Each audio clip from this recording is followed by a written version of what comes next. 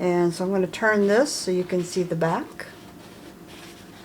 And it's not real fancy on the back, but we did put a little bit of bling up here, the little gemstones.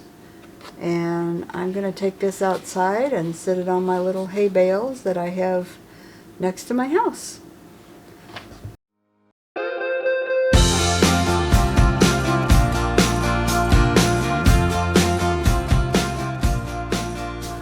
Well, here I am again at my craft table.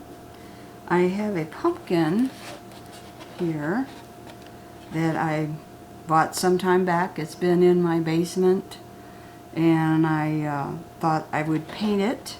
So I started a little bit ahead and started painting the bottom. I gotta take my glasses off so it can dry, so I can eventually sit it on the bottom. And I have my hot chocolate here because it's a little bit cool today. I'll set that to the side, get it out of the way. And what I'm painting with is a sample from some store. I don't remember where. And on the lid it says the color is tan, and it says it matches no thing. So I'm assuming that's the color, no thing. Anyhow, I thought this would be a good neutral color for my pumpkin. I didn't want to use orange. I'm going to make it a little bit different pumpkin. It's going to be, I guess, sort of a dressy pumpkin. I saw some online and kind of like the way it looks, so what I did is stirred up my paint. You always want to stir your paint, or if you buy it from a store, you can have them shake it to make sure that it's all mixed up really well. That way the color is even. And I mean, that's not so critical on the pumpkin, but I like the color to be even, and it will last longer. This is not going to be weatherproof per se. I will sit it on my covered porch, but not out in the rain because I'm not going to waterproof it. So all I'm doing, I have a little, about a 1-inch brush, and I'm just smoothing it down from the bottom to the top. And down underneath here is the stem, and I can hold on to the pumpkin with the stem. That's why I started painting upside down, so I could use the stem to hold on to it. Okay, I went ahead and used a hair dryer to dry the bottom of the pumpkin because it took a little bit longer than I wanted it to dry. So when you use a hair dryer, you want to stay back about probably 6 or 8 inches, about this far. You don't want to have the heat right up on top of it, and I just had it on medium heat.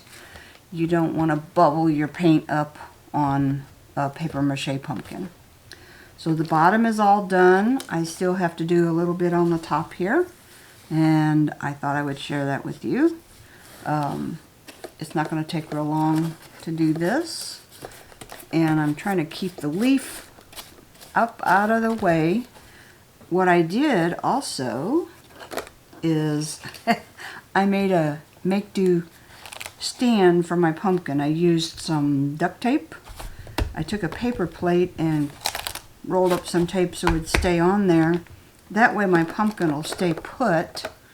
And if I need to come down a little bit farther on the sides here, touch up, I can do that. It's a lot easier to see, to paint. And the paper plate kind of keeps it from rolling around. I can still hold on to the stem and do my painting up here that I need to do on the top part of the pumpkin. And some people might ask, well, why do you paint a pumpkin such a mundane color? It's just really kind of, it is very neutral. It's a very neutral color. And I want to make this pumpkin something different.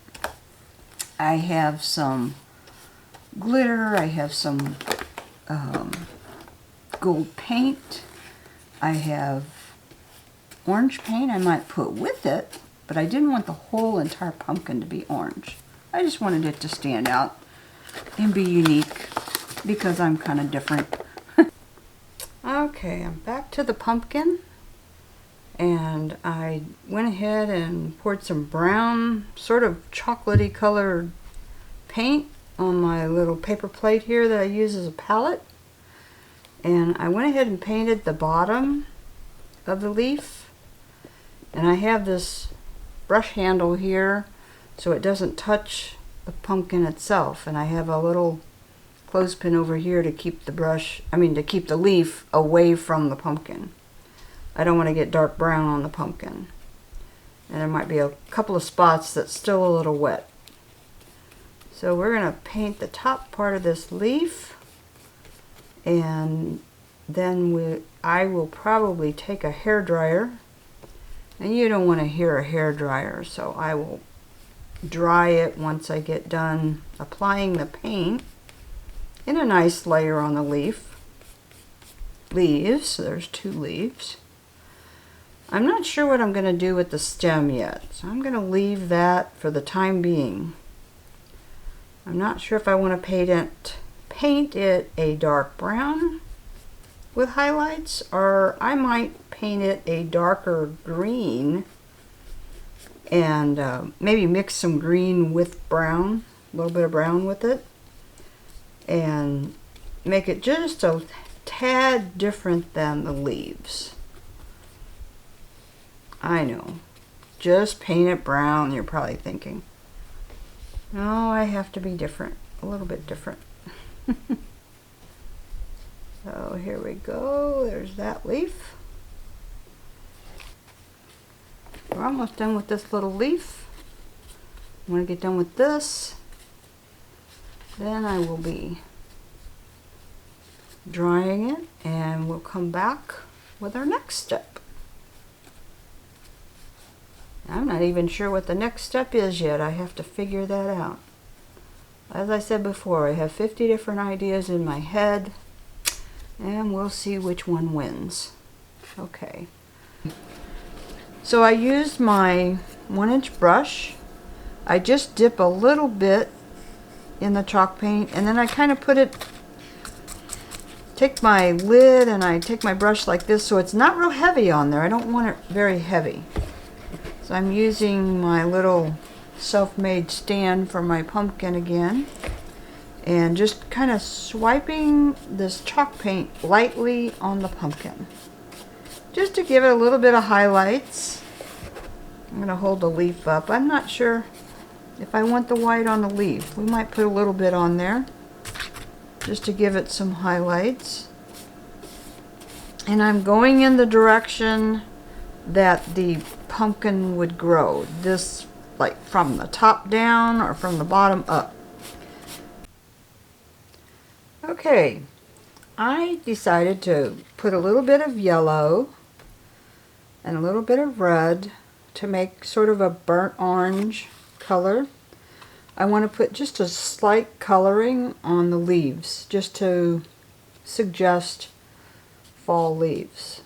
So again, we're just going to use a very, very light touch and do some highlighting on the leaves. I put a little bit on my brush, and then I kind of swipe it on my paper plate I'm using as a palette. You can kind of dab it like this, and it mixes up the paint a little bit, and you don't have quite such a blob on your brush. Cool.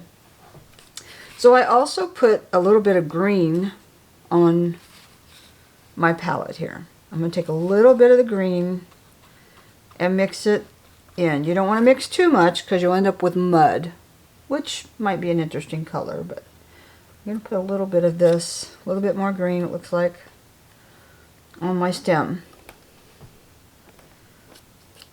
And I'm just spotting it around there. I'm not going to make it solid. I don't want it solid. It's just to give the illusion that it is indeed a stem. And I might take a little bit of this and bring it out from the stem, because as you know, pumpkins have sort of like a hand, a cap from their stem down onto the orange, what normally would be orange pumpkin. And that's to hold the pumpkin in place as it's growing. So we're going to put a little bit of that down here. I may be having a little bit more than what I wanted, but you'll see, we'll make it look pretty. You have to have a little bit there so you can tell that you even have the green and kind of a greenish orange mixture coming out here. Alright, so I can show you a little bit better this way. I'll hold the leaf up. Oh, sorry, I dropped it. Alrighty, I cut several strips. I cut 2 short strips of the, what I call gemstone ribbon for the stem. I cut 2 about 8 to 9 inches long of the wide gemstone ribbon, and I have 2 6 and 7 inch long gemstone ribbons, and we're going to somehow attach these with hot glue and make this pumpkin pretty. So this, I went ahead and trimmed right here. I trimmed a little triangle off because I wanted it to look a little more fancy. I can take this triangle and put it the opposite direction on the other piece of bling ribbon and get an idea where I need to cut. Right in here. It's about this size. And as long as it's close, I will be totally happy with that. So I did go ahead and cut it the same direction, but that's okay. One's going to be on that side. One's going to be on this side. Right here. I know it's going to be on the bling, but that's okay. It's all part of our process. I'm going to put a fair amount there and get my pushing stick and just kind of hold it there. And I'm rolling my stick so it doesn't totally glue onto my brush handle. I don't want it to do that. I'm going to hold it down here and let that part dry.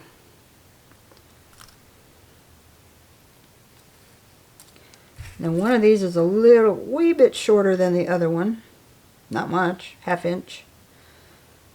So I think I'm going to take this one and I'm going to glue it down to the pumpkin and have it hang down this way. We'll just put some glue here. A little glob of glue will do ya. And then get my stick. Not the brush end of your brush, but the tip of it. And after you get so much glue on it, you'll have to take your fingers and pull it off, because otherwise the glue will stick to the other glue too easily. Alright, well we're getting kind of fancy looking there now.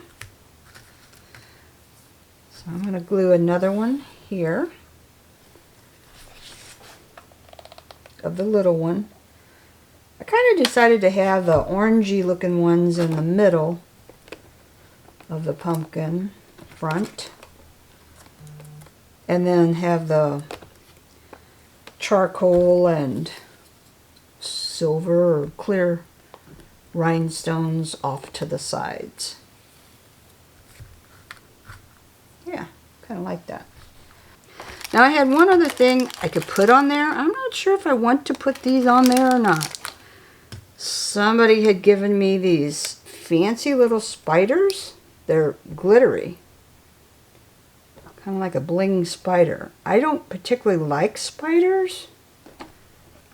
But with it being close to Halloween, I think what I'm going to do is, they have a little loop on the back.